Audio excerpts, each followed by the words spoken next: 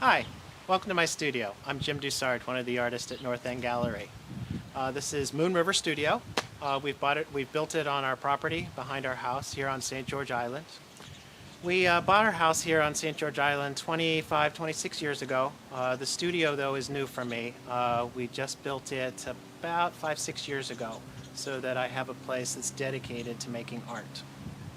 So our house here is a 1940s cottage that was one bedroom when we bought it. We expanded up into the attic first, and then Isabel came and just about washed the waterside porch off and filled the dining room with mud. So we quickly decided we needed to raise her up a little higher, so we've raised her up. And then on the footprint of the old bathroom, we built this 3-story tower. And it's really, the purpose of it was to have a spot to go and just look at the view. There's no other reason for that room to be up there. But I quickly found that it was a fabulous place to paint.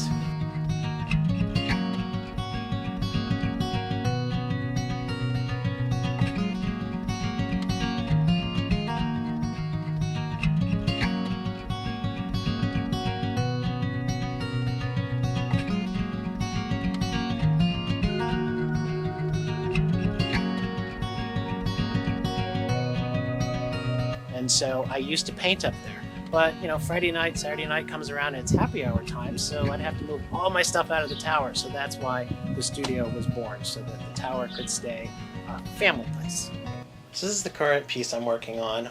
Some found parts and pieces, old clock parts and goat cart wheels and meat grinder handle. And all these things just become part of the story for me. And I've always been a collector of parts and pieces and things, and you know, my house is just this like curio cabinet of odd stuff.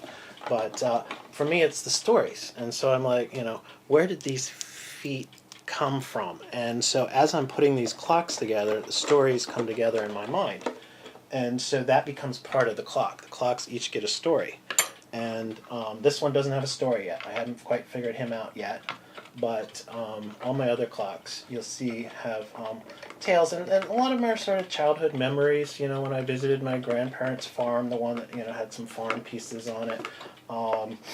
My dad delivering groceries, there was one with some red wagon in it, and so it's just all, you know, bits and pieces from my history that come together that aren't the real history of these pieces. But you know, I just scour the antique shops and garage sales and eBay now because I'm not going out in public with COVID.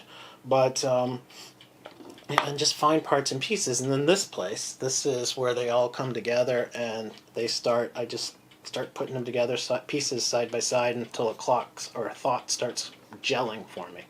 And so this one, I still don't know its story. So what usually happens is I get the clock to where I like it, and then the story's coming together. But if it's just not quite a good enough story, then the clock ends up getting another piece, you know, until I'm happy with the story and the clock, all is one and the same. And so this table is where I start putting clocks that are getting there, that are almost together, and so that I can just keep looking at them every day and think about, you know, what they need.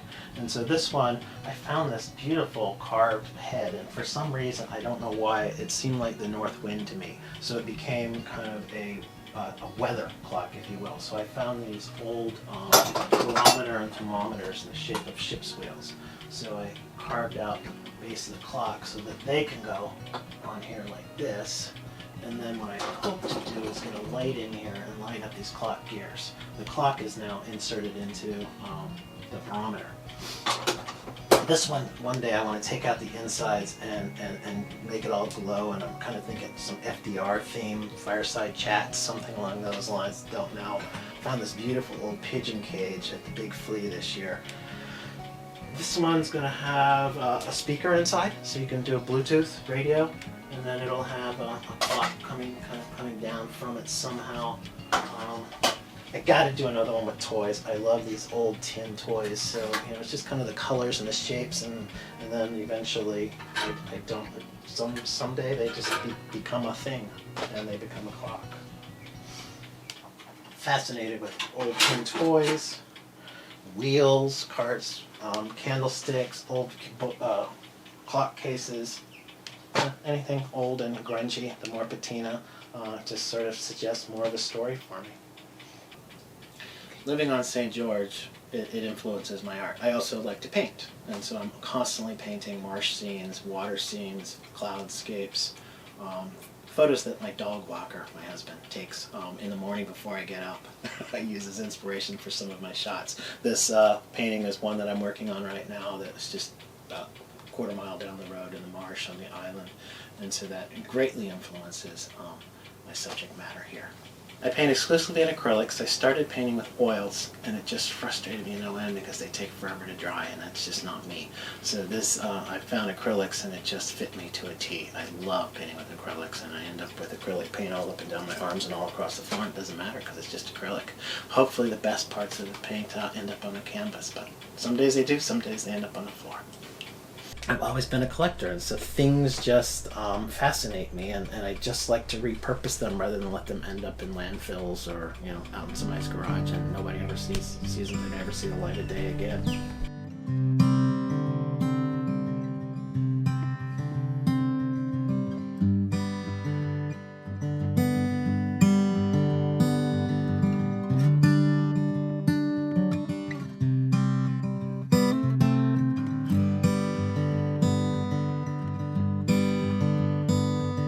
This is a quick look at my work. I hope some of it inspired you. If you want to see finished pieces, please stop by North End Gallery's website, or when we're back open again, go by the gallery. We'd love to see you there.